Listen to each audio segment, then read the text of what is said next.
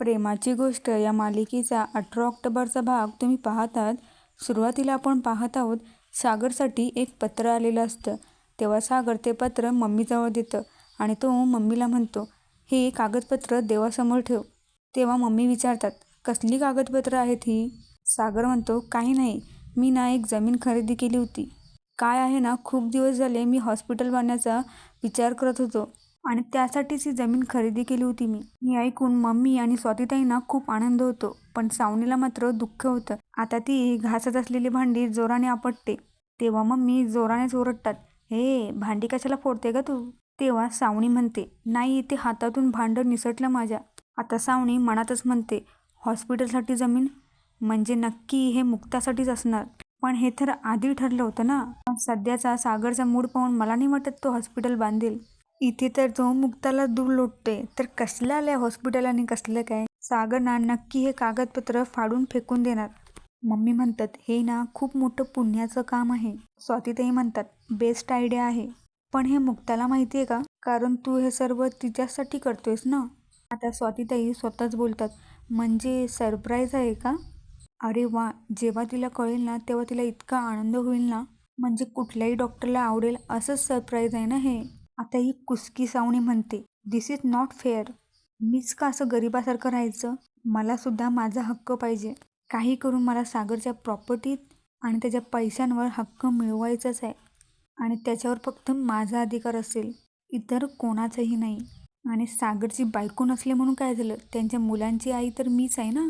तेव्हा मी सुद्धा मला हवी असलेली गोष्ट अगदी हक्काने मागू शकते त्याच्याकडे. अरे वा रे वा सावनी, तू तर पार फुकटी निघालीच ग.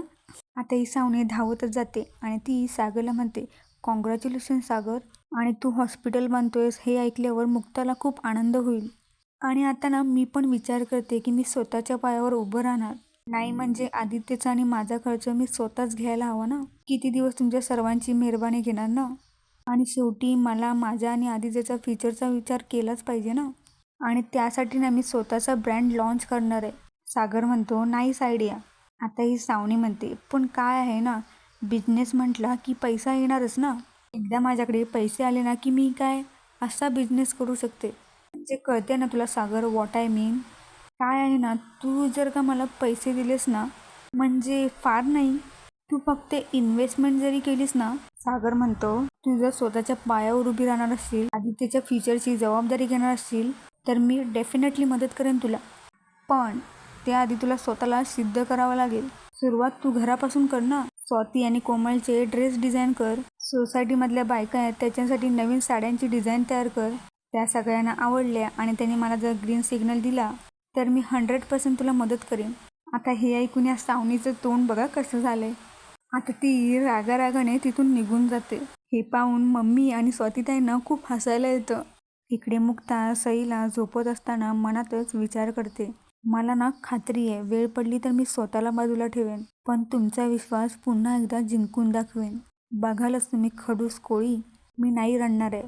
सगळं ना हसत हसत करून दाखवेन मी. इकडे सागर त्याच्या रूममध्ये झोपायला येतो. तेव्हा त्याला मुक्ता तिथे असण्याचे भास होऊ लागतात. सकाळ सकाळी सागर गाडीची चावी शोधत असतो, पण त्याला गाडीची चावी भेटत नसते. तेव्हा तो ओरडतच म्हणतो, गाडीची चावी कुठे? पुढे मुक्ता बोलणार तेवढ्यात तो गप्प बसतो. आणि तेव्हाच बरोबर ह्या सावनी मॅडम तिथे आलेल्या असतात. सावनी आता सागरला गाडीची चावी देते. चावी घेऊन सागर लगेचच तिथून निघून जातो. सागर तिथून गेल्यावर ही सावनी स्वतःशीच बोलत असते, आता तर फक्त गाडीची चावी शोधून दिली, हळूहळू करून तुझ्या मनाचा दरवाजा उघडण्याची चावी शोधेन. आधी तुझं माइंड, मग तुझ्या या बेडरूमवरती ताबा मिळवेन. हळूहळू करीन तुझ्या मुक्तालाही बाहेर काढेन आणि मग तुझ्या मनातूनही बाहेर काढेन, आणि तेही कायमचं. इकडे सागर जेवणाचा डबा घरीच विसरतो. तेव्हा मम्मीला वाटतं सागर बाहेरच असेल, म्हणून त्या जेवणाचा डबा बाहेर घेऊन जातात. पण सागर बाहेरही नसतो. आता ही सावनी पुन्हा एकदा तडमडायला तिथे येते आणि ती मम्मीला म्हणते, द्या इकडे तो डबा, मी नेऊन देते. तेवढ्यातच मुक्ता तिथे येते आणि ती सावनीच्या हातातला डबा घेत म्हणते, तुम्ही कशाला माझ्या नवऱ्यासाठी त्रास घ्याल? मी आहे त्यांच्या जवळच आहे, त्यामुळे माझ्या नवऱ्यासाठी तुम्हाला काहीच करायची गरज नाही. आता मम्मी मुक्ताला म्हणतात, सागर ना तुझ्यासाठी मोठं हॉस्पिटल बांधतोय, त्याने ना जमीन पण खरेदी केली आहे आणि आम्हाला सगळ्यांना ना खूप आनंद झाला आहे. तुझ्यावर ना त्याचं खूप प्रेम आहे ग. माझ्या सागऱ्या ना मनाने एकदम पोखरू आहे ग.